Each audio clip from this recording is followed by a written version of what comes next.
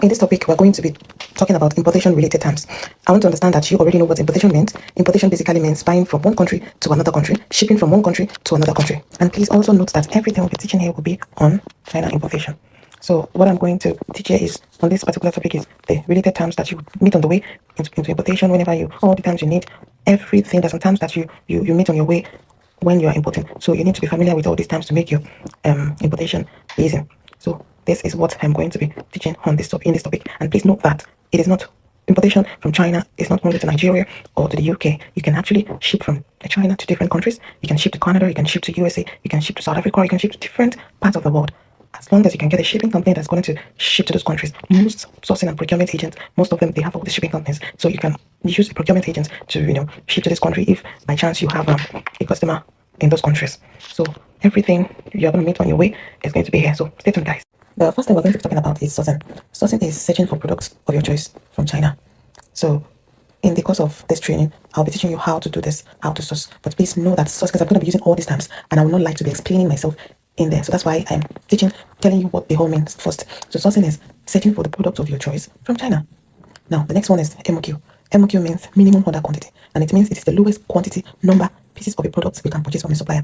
Some suppliers, they have minimum order quantity, which means that you can buy one, right? Well, it could be one as well. Anyways, it could be the minimum order quantity is one, of course, and some they may be like the minimum order quantity is from 2 or from 5 or from 10. You understand? Some of them, they have different prices. Like, oh, if you buy 10, this is how much it's going to be. If you buy 2, it's how much it's going to be. Some you can sell less than 2, some you can sell less than 10, and some you can sell less than 500. So it depends on the type of supplier that you meet. So please be familiar with this MOQ. You will need it a lot. So MOQ is the lowest quantity number pieces of a product you can purchase from a supplier. So for the third one, express or local delivery.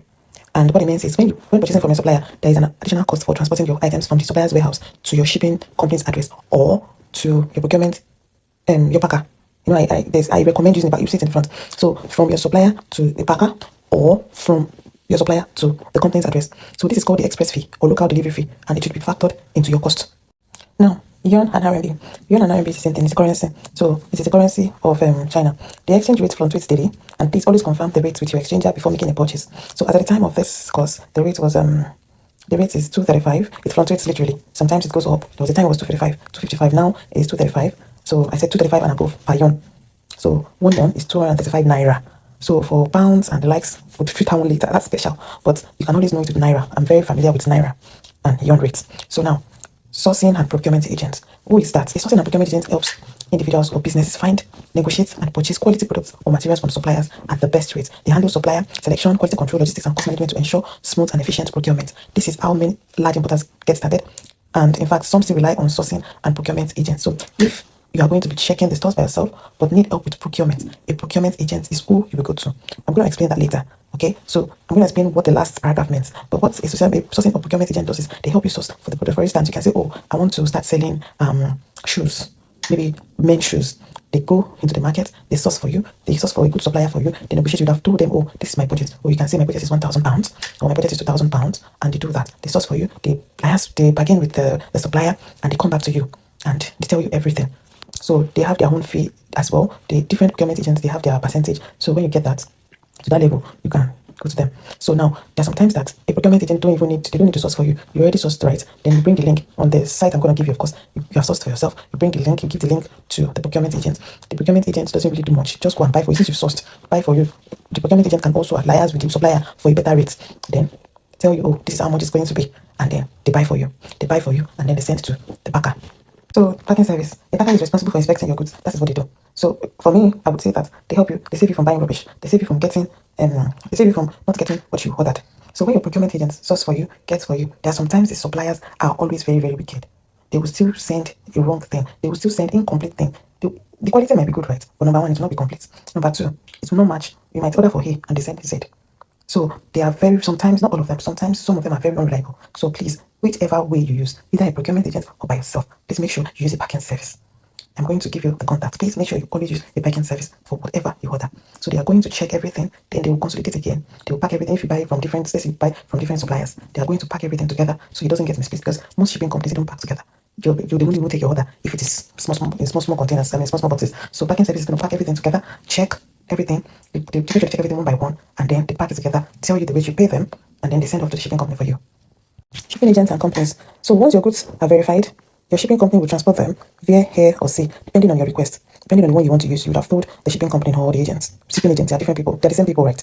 So now for Nigerians, you pay for the shipping when the goods arrive in Nigeria. They'll just give you the documents and how much it's going to be. No, in dollars most of the time. In dollars. So they use the exchange rate then, even if it's CUs in the next probably two, see it's always like 2-3 months. So when it's 3 months, they use the dollar rate then. That's what you're gonna use to pay. So the dollar rate and then the what else is that one they used to collect? There's other one other charge I'm gonna show you that they used to collect. So for the UK now, UK and other countries that I have tried that I've sent to you, the shipping must be paid before the items leave China. Yes, so you must pay to the shipping agents, right? So they're the ones that they're the shipping agents and they're also the shipping companies, right? So you must pay your shipping fee to them before your item leaves at all. They'll quote you the price, and then you have to pay them. We have two types of shipping. We have different types of shipping, but in this training, we're going to be going through air shipping and sea shipping because those are the most common types of shipping. So for air shipping is transporting goods from China to your destination by air. And I would recommend and advise that you only use lightweight items. Fine, air shipping is faster, but it is more expensive. So whatever you would like to ship, it has to be lightweight. Don't go and ship a washing machine with air shipping. It will cost more than how much it's even being sold in your destination country. So whatever you want to ship, make sure it's light. So for sea shipping is just transportation of goods by cargo ships across the ocean. It is very, very cost effective and it is mostly used for shipping large items, large or bulky items like washing machine, different things. You can actually send lightweight items, but it has to be in like bulk. You can't send very light items through the sea because they have a minimum quantity they collect, a minimum weight they would ship your goods for you. So you can actually use sea shipping as well. It takes about 3 months to 3 months for it to arrive in Nigeria. Some can be shorter than that. Then for the UK too, around that time as well, it can still be shorter too. So you can actually ship to anywhere in the world as long as you have shipping companies that can ship to that place for you. Web is the cost charge for transporting your goods to your location. So most shipping agents warehouse are in Lagos for people in Nigeria. So they are in Lagos, and then from when your goods get to Nigeria, from the company, when you tell them when you ship, or when you've cleared, when you've done everything, tell them to ship from maybe Lagos to your location, wherever you are, and they will tell you your fee. That's what web fee means. Demurrage. So demurrage is the fee. When your cargo gets to Nigeria, for example, when your cargo gets to Nigeria, and they send you pick up message, come and to clear and pick it up, and you don't go or do anything. So they have a time of demurrage. Like after that demurrage period, they cannot be keeping your goods in their store again. Then you have to then start adding up to your shipping fee. So that is why whenever you get a message that your goods have arrived, you have to please run. You have to call them. So now if you're in Lagos, just call them up. Shipping company, they have contact. Call them up and please, I want to send this to this place. They have hands on deck for that. They send it to the back for you. At least you will have to pay for it. It's not free.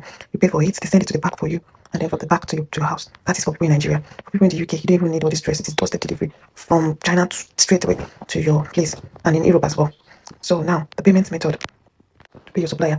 Now how you can pay your supplier? There are two different ways you can pay your supplier with a procurement agent. When you get a procurement agent, just give Naira or your currency to the procurement agent.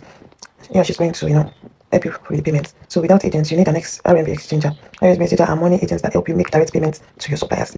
Your landing cost is the total cost of your goods before adding any profit. So this includes the product price, local delivery, international shipping, agent fees, packer fees, and all other expenses involved in the purchasing process. Which means even when it gets to Nigeria, from the shipping company to your house, that way bill that you incur, you must add it. Let's say they send it from Lagos to Ibadan. You went and picked it at the back. From your house to that back, you will add it.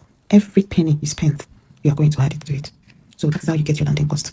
Now, for the attributes, it refers to the product characteristics. This includes the weight, color, material, and other specific details.